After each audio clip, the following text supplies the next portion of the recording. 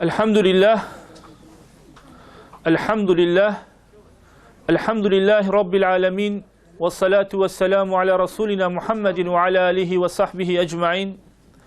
Kâle Allahu Teala fi kitabihil kerim, Euzu billahi mineşşeytanirracim, bismillahirrahmanirrahim. Allahu Teala sizden razı olsun inşallah. Rabbim sıkıntılarınızı gidersin, dünya ve ahirette size cennetini vermek ile muamele eylesin inşallah. Bu mekanda daha önceden bir konuyu ele almıştık. İslam kardeşliği konusunu ele almıştık. Bugün de onun zıttını, yani İslam kardeşliğinin tam karşısında ne var onu ele alacağız. Nasıl ki arkadaşlar, İhlas ne kadar büyük bir nimet ise, riya da onun karşısında ne kadar büyük bir nankörlüktür, değil mi? İman ne kadar büyük bir nimet ise, inkar da bir o derecede alçaklık, bir o derecede bedbahtlıktır. Bazen bazı kavramlar cinsiyle değil de zıttıyla karşılık bulur. Yani onu iyi anlayabilmemiz için, o kavramı içini iyi doldurabilmemiz için eş anlamıyla değil, zıt anlamıyla onu anlamamız lazım. İşte arkadaşlar, hani beyazın kıymetini anlayabilmemiz için siyahı, gecenin zifiri karanlığını anlayabilmemiz için gündüzü bilmemiz gereklidir ya. Aslında biz bugün burada İslam kardeşliğini de anlayabilmemiz için bugün burada onun tam karşısında olan kavmiyetçilik ve asabiyeti konuşacağız.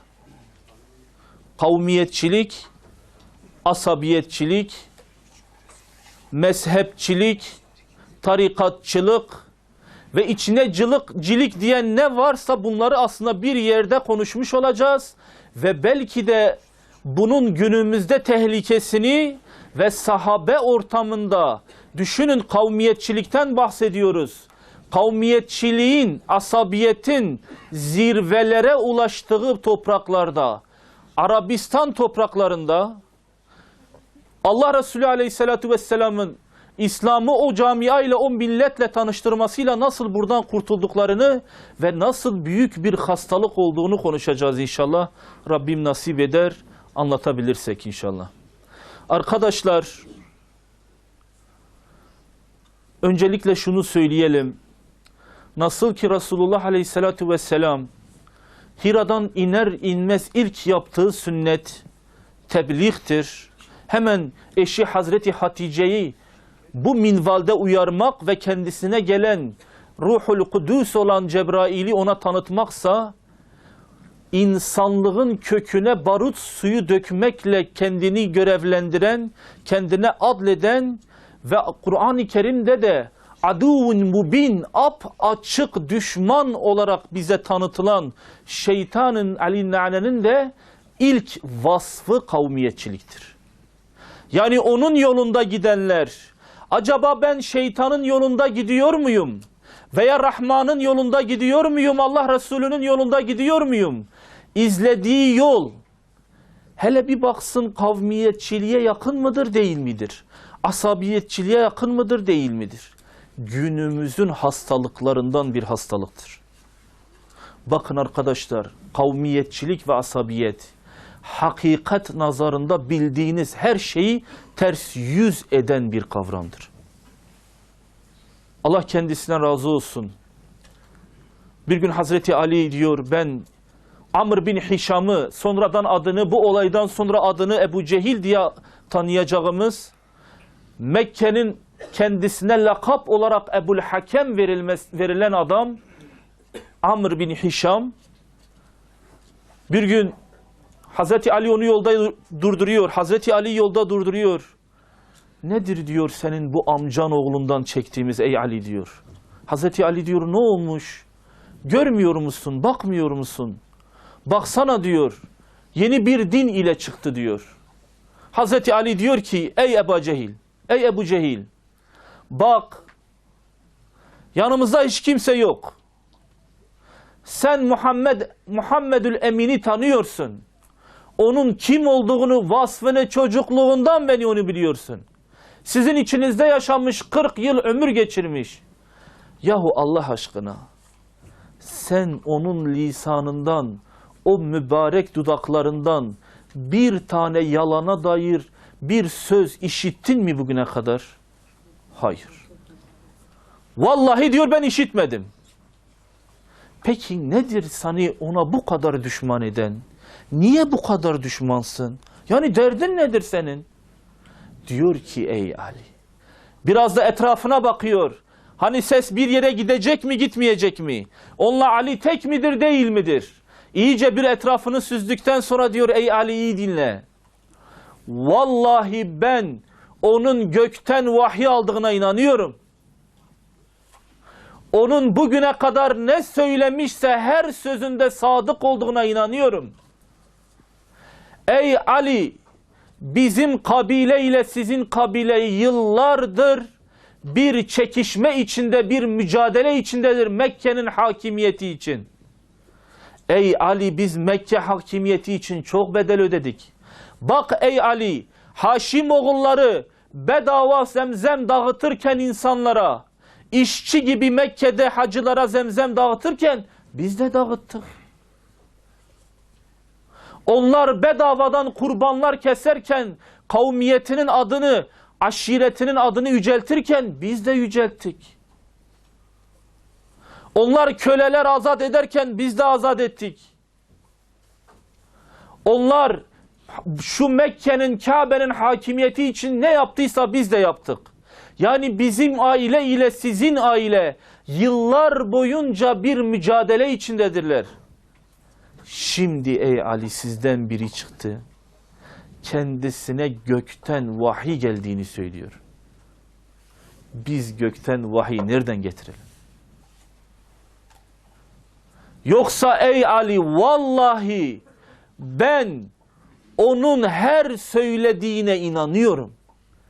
Getirdiklerine inanmıyorum. Sözleri doğru ama getirdiği sistemin bize uymayacağını bildiğim için inanmıyorum. Neymiş kavmiyetçilik?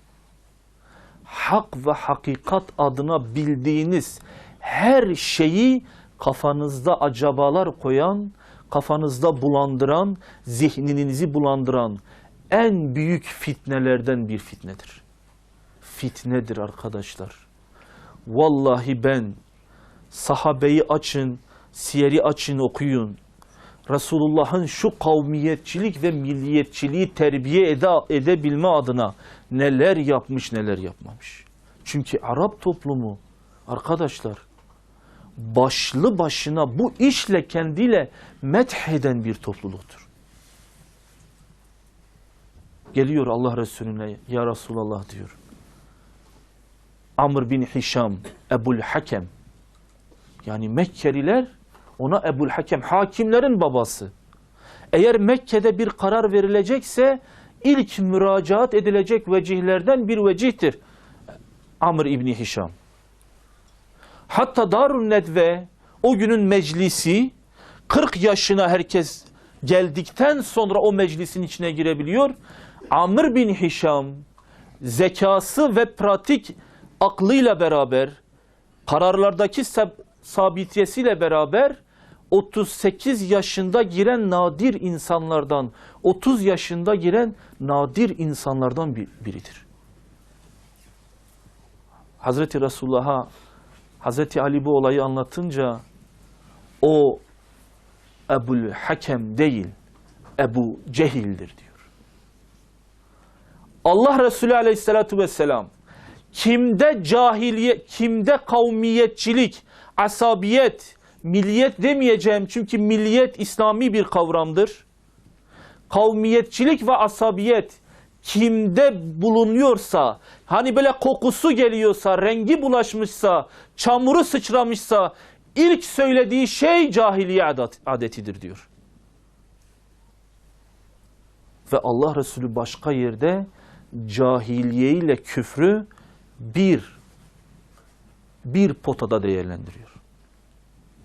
Çok gerçekten okuduğumuzda cahiliye kavmiyetçiliğinin, cahiliye asabiyetinin insanda bıraktığı o derin yaraların nasıl olduğunu çok güzel anlatan bir hikaye var. Daha doğrusu bir darbu mesel, sahabenin yaşadığı tablolardan. Allah kendisinden razı olsun, Seyf bin Ömer diyor ki, ben Ömer bin Talha adında bir adamın oğluyla tanıştım.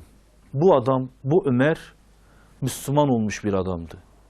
Babası Talha, Müseyleme'nin, yani Müseylemetül Kezzab'ın savaşında ırkçılık davası güderek İslam'a karşı savaşarak ölenlerden bir tanesidir. Kimdir Müseyleme arkadaşlar? Allah Resulü Aleyhisselatü Vesselam'a nübüvvetin 9. yıllarında gelip Allah Resulü'nün elinden iman etmiş ve imanını da birçok insan tarafında görülmüş. Sonradan kendi memleketi Yemame'ye gittikten hemen sonra kendisinin de peygamber olduğunu iddia eden biri. Yani daha Resulullah hayattayken bu adam çıkıp ben de peygamberim iddiasıyla ortaya çıkmış. Hatta saçma sapan ayetler kendine türetmiş. Şimdi burası pek gülünç. Hatta böyle bazı insanlar ona da uymuş.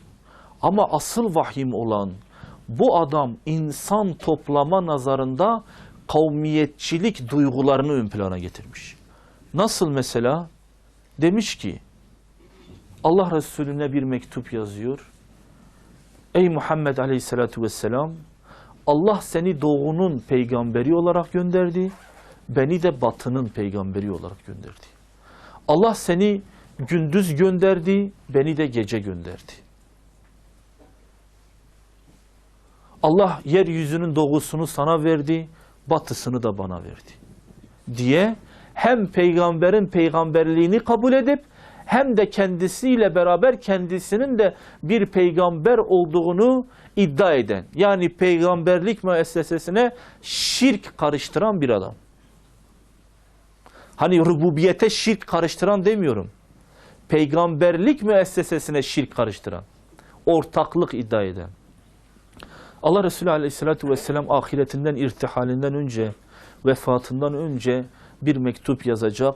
Allah'ın Resulünden yalancı Müseylemetül Kezzaba diye bir mektup yazacak. Ey Müseyleme, doğu da Allah'ın, batı da Allah'ın, gece de Allah'ın, gündüz de Allah'ın, gel vazgeç bu işinden diyerek onu uyaracak. Lakin ömrü vefa etmediği için sonralardan Allah Resulü'nün vefatıyla bu adam hepten azacak. Ve Hazreti Ebubekir döneminde insanlar dinden irtidat hareketleri başlayacak. Herkes dinden çıkacak. Neredeyse Arabistan tamamıyla İslam'dan uzaklaşacak. Hazreti Ebubekir'in dirayetli duruşuyla Hazreti Halid İbni Velid'i bir komutan olarak atayacak ve Müseylemetül Kezzab'a ordu gönderecek. Şimdi arkadaşlar, adamın bir tanesi geliyor. Bu az önce söyledim, Ömer bin Talha'nın babası Talha. Anlatıyor, kendisi anlatıyor, oğul anlatıyor. Sonradan Müslüman olmuş. Diyor, benim babam cahiliye adeti üzerine öldü. Nasıl öldü diyor Seyf bin Ömer. Diyor ki, babam anlattı bana. Bu gidiyor Yemame'ye, Rahman'ın yanına, yani Müseylemetül Kezzab'ın yanına. Geliyor, ona bir şeyler soracak. Ey Müseyleme diyor, sen peygamber misin? Evet diyor, ben peygamberim. Peki Muhammed Aleyhisselatü Vesselam peygamber midir? Evet, Muhammed Aleyhisselatü Vesselam da peygamberdir. Peki Allah seni nereye gönderdi? Beni batıya, Muhammed'i Aleyhisselatü Vesselam'ı doğuya gönderdi. Gece mi gönderdi, gündüz mü gönderdi? Beni gece gönderdi diyor. Adam duruyor. Suratına bakıyor adamın. Diyor ki, vallahi Allah'a yemin ederim ey Müseyleme, sen yalancısın. Net. Arap toplumudur. Yani sözü esirgemiyor. Allah'a yemin ederim ki sen yalancısın. Ve sen benim kavmimin en yalancı, en aşağılık ve alçak adamlarındansın. Allah'a yemin ederim ki benim için Rabia'nın en yalancısı Mudar'ın en sadıkından daha evladır. Nedir Türkçesi? Yani benim kabilemin en yalancı ve alçak adamı Mudar, Beni Haşim'in, Kureyş'in en sadık adamına benim gözümden daha evladır. Ben kendi yalancımı kabul eder ama diğer kabilenin sadıkını, dürüstünü, eminini kabul etmem. Nedir arkadaşlar, gördünüz değil mi? Peki bilmiyorum, şimdi şaşırır mısınız, şaşırmaz mısınız? Hani Resulullah Aleyhisselatü Vesselam 10.000 askerle Mekke'yi fethetmişti değil mi? Hemen Hazreti Ebubekir döneminde bu adam ne kadar asker toplayacak? 40.000 insan toplayacak. Arkadaşlar Allah Resulü bin nefer ile 314 nefer ile Mekke'yi bozguna uğratmıştı Bedir'de değil mi? 40.000 insan.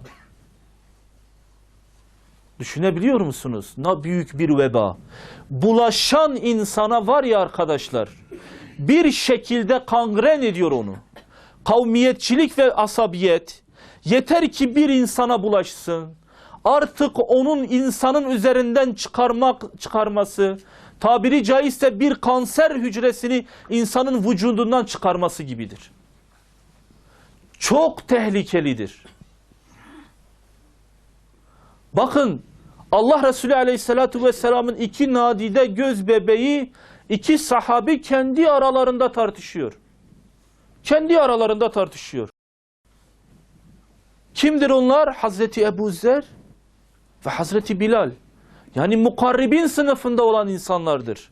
Yani sahabenin en büyüklerindendir. Ve Allah Resulü Aleyhisselatü Vesselam'ın huzuruna selamsız girenlerdendirler. Ve imanlarını bedel ile ispatlamış adamlardır. Ve imanın ve İslam'ın bütün inceliklerini en ince ayrıntısına kadar bir haberdar olan insanlardır. Bir gün tartışıyorlar. Gelmiş. Tartışıyorlar. Bir ondan. Yahu Hazreti Ebu Zer diyor, git o tarafa kara kadının oğlu. Bir cümle. Bakın arkadaşlar, bir cümle. Kara kadının oğlu. Hazreti Bilal bunu duyar duymaz tartıştığı konuyu da unutuyor. Sebebini de unutuyor. Niye orada olduğunu da unutuyor. Vallahi diyor, seni Resulullah'a söyleyeceğim. Ve direkt gidiyor Resulullah'ın yanına.